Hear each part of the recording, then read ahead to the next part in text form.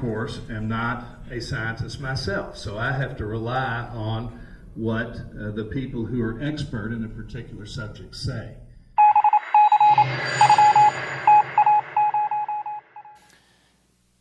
The carbon isotopic composition of fossil fuels is different than the carbon isotopic composition of the CO2 that was in the air, and we can see the change over time as humans are putting fossil fuel CO2 up.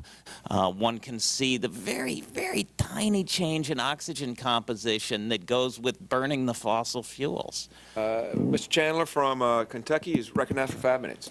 Thank you, Mr. Chairman. I do not need to be persuaded.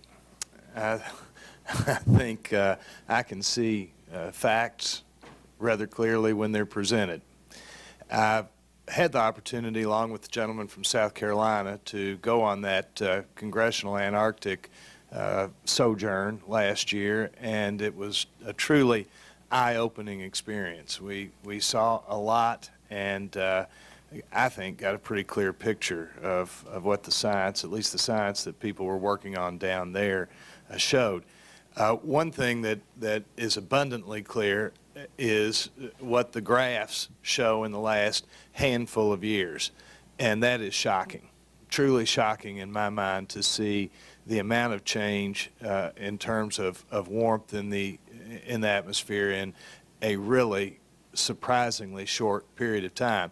And frankly, it's just hard for me to imagine that fossil fuels can be deposited in the earth over hundreds of millions of years and be released in the amounts that they've been released in a very short period of time without having some dramatic effect on the atmosphere. It just goes against any kind of reasonable thinking. Now, I would like to know, can you give us any idea about how quickly you feel this process is going to speed up in the near term, this warming process? It's been quite dramatic in the last decade or two. Do you look for that speed, that sort of dramatic uptick to continue in the next handful of years? Do you think it'll speed up exponentially? I'd like to ask a question about the ice. Dr. Alley, you mentioned something about ice sheets being boring. The same certainly cannot be said of you. I was wondering, what do you think is going to happen? We've heard predictions of dire results in the Arctic, among other places, largely because, as I understand it, because there is no land up there, and that makes a big difference in all the forces that are involved here.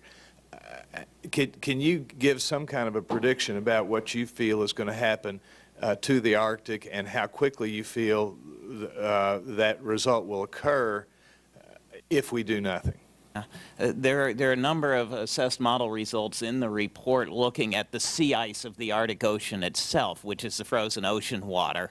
And I don't have the quote in front of me, but some of the more extreme warming scenarios and some of the models get to a no sea ice in the summer in the Arctic at the end of this century. So fairly large changes showing up in the frozen ocean water. All gone. I do not need to be persuaded.